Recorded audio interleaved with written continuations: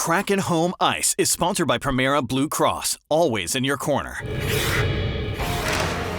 The first of two meetings this season, the Seattle Kraken and the Pittsburgh Penguins. Shorthanded with Chandler Stevenson. His shot. They score! Hit the Kraken's first shorty of the season. A pass. A chance for Malkin Glass. What a save! Mercy, what a stop by Joey Daccord. Oleksiak right in. He scores! Here comes the big rig right down the pike. The second meeting this season between the Seattle Kraken and the Winnipeg Jets. Wristing one, tipped in the catching mitt of Joey Daccord. That's got to be save of the game. Here's Kakko, right in out in front. They score! What a play! Matty Beniers on the doorstep. The LA Kings are in town. The second of four meetings this season. Kakko, Schwartz, he scores! 28 seconds in. The pass, they score! That's hockey, baby! Jaden Schwartz!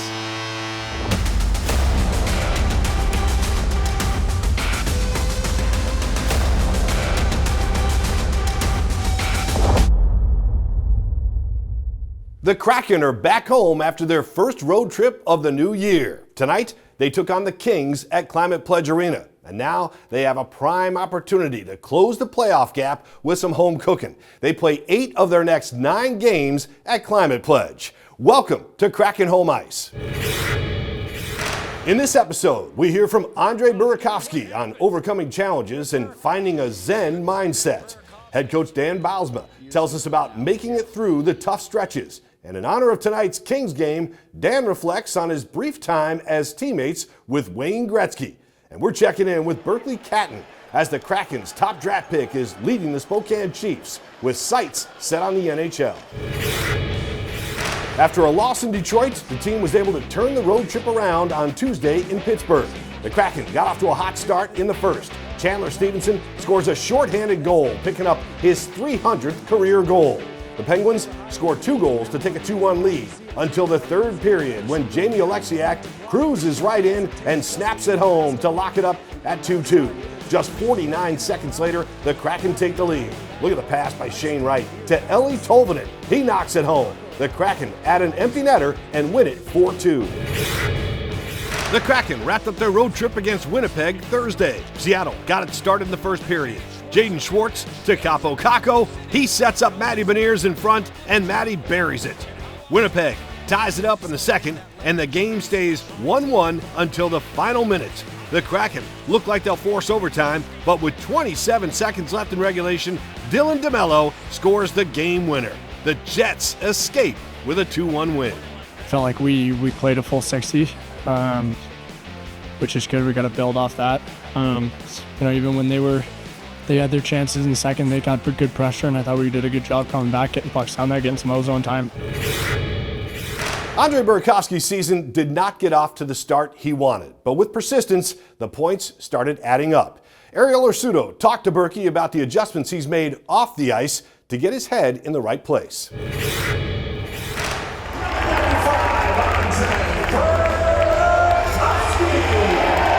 An icy cold start just turned bitter for Andre Burakovsky.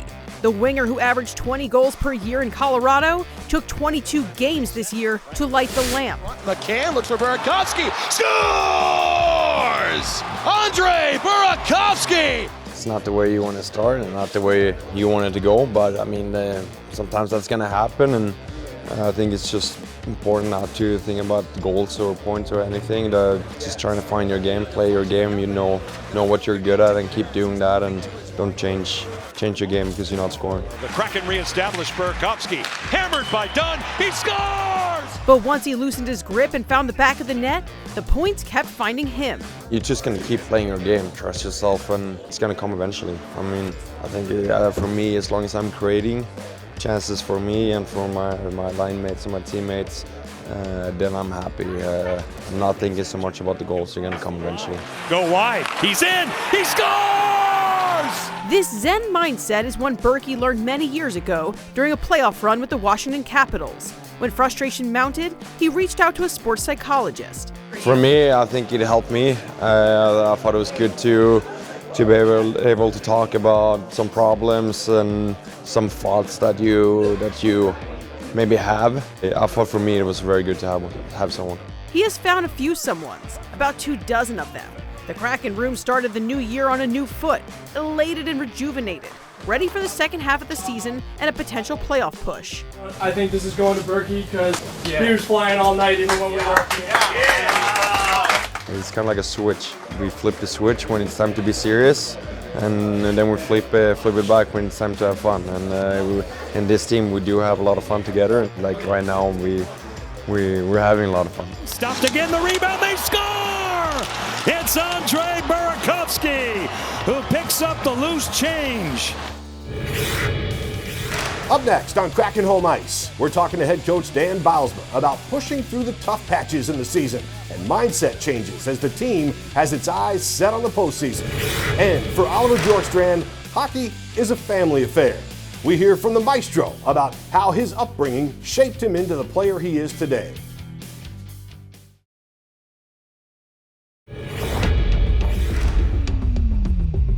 Here's Kakko, right in, out in front, they score! The goal of the week goes to Matty Beniers. The first line was firing on all cylinders to start Thursday's game against Winnipeg. Jaden Schwartz flips it ahead to Kaapo Kakko, who sends it to Beniers, and he knocks it home. As the Kraken are working to remedy challenges during road trips, we talked to head coach Dan Bylsma about some of those hurdles. He's been around this game a long time, and with his experience, we asked him, is there a natural wall players hit this time of year that they have to grind through? Somewhere in the 45 game to 55, 60 game point is, you're definitely in the grind of it. The beginning of the year and the start has worn off, and you still have a couple months to go, and you're playing from city to city, and it's game 54 and game 55 and game 52. It's a grind of the NHL season for sure. Sets upon you, and it's say the slog a little bit, but that's the time to narrow the focus a little bit and be real focused as a group and an individual. Go game to game and break the season up into small parts so you can have a pretty exact focus. Dan, there's been some tough stretches for this team so far this season, and players are quick to say sometimes you have to look in the mirror. How important is self-scouting for both players and coaches? We're in that process all the time, both individually and as a team, evaluating, how we're doing as individuals and how we're doing as a group and as a team as well. And so I think, you talk about the grind of the season, but the halfway point is a point where, you have a little introspective about how the season is going, where you're at. You can start to project individually, okay, this is the season I'm having. Am I at where I want to be at? Am I at where I think I need to be at? And that as a team as well. And I think only through that process is a chance to continue to grow and get better, both as an individual and as a team. And so that's a bit of the struggle we're in the team right now, where we know where we're at in the standings, and we got to have a singular, a smaller focus is to try to get our team out of this where we're at. Well, Dan, with the Kings in town, you have some history with that franchise as a player. Back in the mid-90s, you played with Wayne Gretzky briefly. What do you remember about your brush with greatness? I can probably tell you a lot of details about it, and he can probably tell you not very many about it, because obviously I was a young kid in my first couple training camps in the National Hockey League, and all eyes are on Wayne Gretzky from my standpoint. He's what I think the greatest player in the game. And the second year with the Kings, I got a few games. I got called up. I was playing hockey night in Canada. It was in LA, but it was hockey night in Canada against Toronto Maple Leafs. We're down in this game. It's 5-2. It's late in the game, and we find ourselves on a 2-on-1, Wayne Gretzky and me. And he's coming down the left side. He's a lefty. I'm opening up on my one-time side. I know that he's going to pass me the puck. Everyone knows he's going to pass me the puck. And as I open up, I blame the ice in the old LA Forum, but caught an edge, a little bit of a toe pick. And as he's passing the puck's come over. I'm on my verge of falling. I try to hang on to shoot the puck and get my first goal, but I tumble, whiff, and fall into the corner. And he went in the door and went to the left. I went in the door and went to the right, and we never spoke again. I got sent down after the game, and I have carried the moniker of that's my most embarrassing moment of my life as 2-on-1 with Wayne Gretzky. We should all be that lucky to have an embarrassing moment with Wayne Gretzky. Thank you, Dan. Appreciate your time. For Oliver Bjorkstrand, hockey is a family affair. He grew up playing with his brother, and he was coached by his father. Piper Shaw tells us about the Maestro's upbringing in a hockey family and how it charted the course for his career. A maestro is the master of the score. He conducts the play. I'm going to come like this and swing. So if you go, I can come with you. He sets the tempo. And he leads with composure. Yeah, they call him Maestro for the reason. He's a great player to play with. He's a lot of fun, obviously super skilled. When it comes to his read of the sheet, Oliver Bjorkstrand, the whole key to this play. Oliver Bjorkstrand is the master at finding just the right timing and spacing. Comes for a shot, he scores! Between bars. Oliver Bjorkstrand! Bjorkstrand's canon began in his native nation of Denmark. The Bjorkstrand family has been instrumental in growing the game of hockey in the country, and with Team Denmark's qualification in the next Winter Olympics, a lifelong dream of Oliver's could come true in 2026. No, it's fun. I'd like to see it grow even more, but when I get a chance to play and I'm able to go, it's a huge honor. I think just representing your country is amazing. I mean, I watched the Olympics and mostly the hockey growing up, and seeing all those great gold medal games, and yeah, no, it's always been a dream of mine. So yeah, if it lines up and I'm feeling good and healthy and they invite me, I'm definitely going. Hockey was part of the harmony in the Bjorkstrand household. Oliver grew up playing alongside his brother, Patrick, and they were coached by their father, Todd. Yeah, we connected a lot with hockey. He played hockey himself, and that was a big part of our life. But from a little kid, getting help from him and showing the way. And if I ever have a question or I need to get pushed a little bit or whatever, he's there to help me. So there's times I have to tell him to relax a little bit, but it's definitely helped me out. His father, Todd, also played college hockey at the University of Maine. And as fate would have it, a teammate of his would go on to be Oliver's very first coach in the NHL. With Oliver, he skates on top of the ice. Todd was the same way. Todd was a cerebral, he was a finesse guy back in those days in the university. And now I'm coaching his son, so. Before the Kraken traded for him, Oliver spent the entirety of his NHL career with the Blue Jackets organization. Oliver Bjorkstrand with 6 game winners, including the one tonight. Who drafted him in the 3rd round in 2013. My game is an offensive game. I like to make plays and score goals, so mostly offense, but I feel like I'm also a player that can help with the defensive part of the game. Most valuable player in the 2016 playoffs, Oliver Bjorkstrand. So when things fall out of step. I got more glue. You need more glue? We got an emergency. We need the glue. It's best to just let the Great Dane play.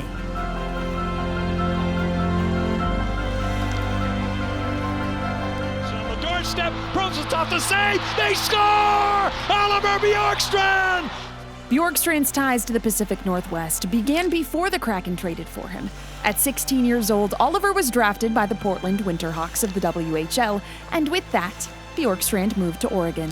Great spot. I really enjoyed it. It's a great spot to develop. They have a good organization. You're playing in the WHL. For me, I think goes the right path. It's not going to be the right path for everybody. Some guys want to go to college or stay in Europe. Coming from Denmark and not really having that many scouts and stuff, and then being a good organization really helped me out. And it would be back in the Pacific Northwest that Oliver became a father, and little Otto is already following his dad's lead. In the beginning of summer, I was in the kitchen, and in the corner of my eye, my son started walking. So yeah, I mean, it doesn't matter where it is, but it was fun coming back and then him starting walking. With the flick of his wrist, Bjorkstrand, a shot, he scores! The maestro changes the tune, moves the audience, and humbly takes a bow. Coming up on Kraken Home Ice, we're catching up with Kraken prospect and last year's top draft pick, Berkeley Catton. The captain of the Spokane Chiefs tells us about lessons he's learning to get him ready for the league. And the Coachella Valley Firebirds are a force on the ice, and apparently in the kitchen as well. We get a behind-the-scenes look at the team's Iron Chef Challenge. Stay with us.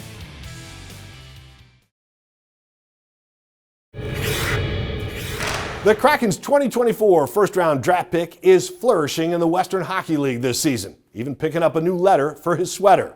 Berkeley Catton credits the work he did last summer in Seattle and talked about it with Ariel Arsudo.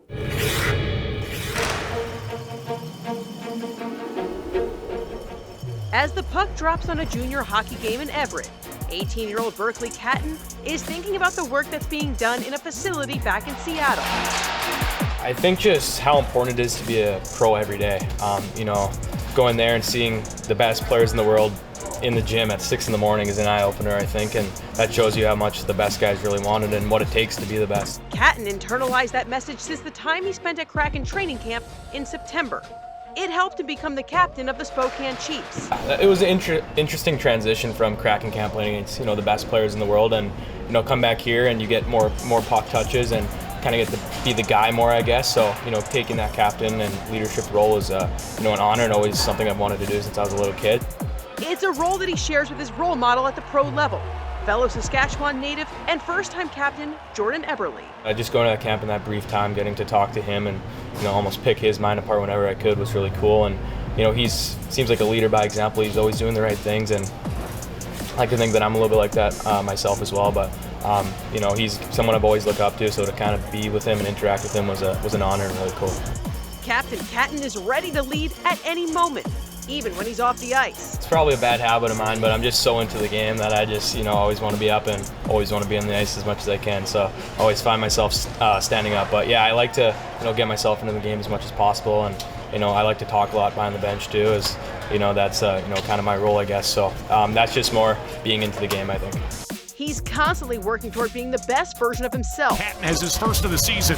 This season, Catton is working with Kraken sports science and performance consultant Gary Roberts to put on weight and improve his speed. I feel like I've, got faster this year, and that was kind of something with, me and Seattle we wanted to work on, was just the straightaway speed, as it's so fast at the NHL level, and in order to make that jump, that's something you have to be very good at. So, I think that's something I've worked on and has definitely improved for me as well. While he still has 2 years of eligibility left with Spokane, Catton hopes to crack the Kraken organization next season. From the WHL to the AHL, the Coachella Valley Firebirds are taking team building to another level. Dare I say, kicking it up a notch. Head coach Derek Laxdal challenged the Birds to an Iron Chef style competition, and the team did not disappoint. Well, today we're doing a team builder. It's called the Iron Chef competition, based on the TV show. There's 7 teams competing for a prize. They have to serve an appetizer, an entree, and a dessert all together. We're trying to teach these players another life skill, the shopping, budgeting, and then working together as a team, as groups of 5 or 6. So we're looking forward to the competition. The guys are engaged, are having a lot of fun. Hey, Matt, I have tomatoes from my garden. The captain crunches down there. Go ahead and turn on the oven. You have to go. Here's your. Press a couple. You know how to turn on an oven? Anyway. I believe it. Kates, who do you think is going to be the best chef here today? You're looking at him. Oh, okay. Who's right here? Doing some spinach artichoke dip to start, followed by a salmon poke bowl and some creme brulee. Yeah, so we're making a blackberry jam to go on baked brie as our appetizer. So entree, we're making some ribeye steaks, potato, and asparagus. Chicken and scallion skewers with ahi tuna. Fergie's chopping up here for the homemade tzatziki sauce. Greek style gyros. Tortellini. I'm gonna stuff it with ricotta and parsley from my garden. As chicken parm goes, simple ingredients, a lot of love, a little garnish. So for an appetizer, we got maple orange bacon wrapped scallops. For our main course, we have 8-ounce filet mignon with sweet potato mash and asparagus. And then for our dessert, we have bruised banana pudding. So we're looking good, we just have to execute. That's about it. Judges, first of all, thank you for being here tonight. You all look fantastic. Homemade spinach and artichoke dip with seasoned baked pita bread. those actually look pretty consistent on the bread. So well done in cleaning that up. For you, a filet mignon, mashed sweet potatoes, asparagus. It's cooked perfectly. Look at that. It's perfect. Clear-cut winner at 5:30. French guys, come get your trophies and your gifts. Yes! Chef Dave will hand out the trophy to the captain. Yes! Oh yeah.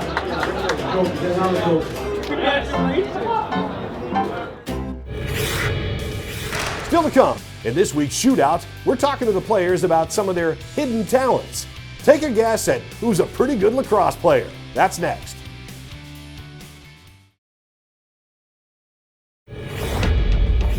Assist of the Week is sponsored by Primera Blue Cross, always in your corner.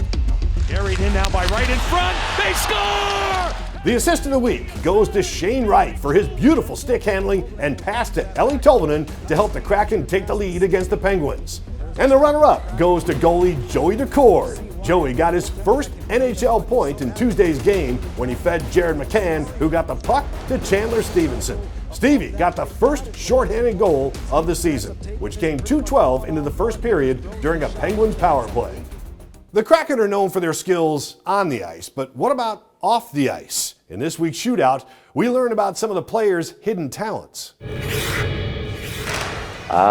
Pretty handy man, pretty good with woodworking stuff, so I would say that's my hidden talent. Hobby, I mean, I play golf, guitar. We'll go with those two. I can like roll my stomach, like make like the wave with my stomach, and I'm double jointed. Hidden talent? Nothing crazy. Like I was a 3-sport captain in high school, so I also played tennis and soccer. Hidden talent. That's a good question. I'm good with horses, so I like to do that. I don't know if that's hidden. Hidden talent. Barbecuing, maybe? I don't know if it's hidden, but pretty good at lacrosse. Last Saturday was the Kraken Crystal Mountain Takeover. For the team's Outdoor Adventure Series, fans took over the slopes, wearing their best Kraken gear for a day of skiing, music, and cheering on their team. Fans got to participate in a scavenger hunt, try their skill at long shots, and there was even a French fry eating contest. To top it off, the Kraken won that day, 6-2 over the Sabres. After spending a good chunk of January on the road, the Kraken are back at Climate Pledge Arena. On Monday, Seattle faces the Buffalo Sabres. On Thursday, it's the Kraken and the Caps. Then Seattle rounds out the week against the Pens on Saturday. Other than a quick trip to Edmonton, the Kraken are home for the remainder of the month. And now that we're into the second half of the season, they have some work to do if they want to make the playoffs. That'll do it for Kraken Home Ice. Thanks for looking in. We'll see you next week.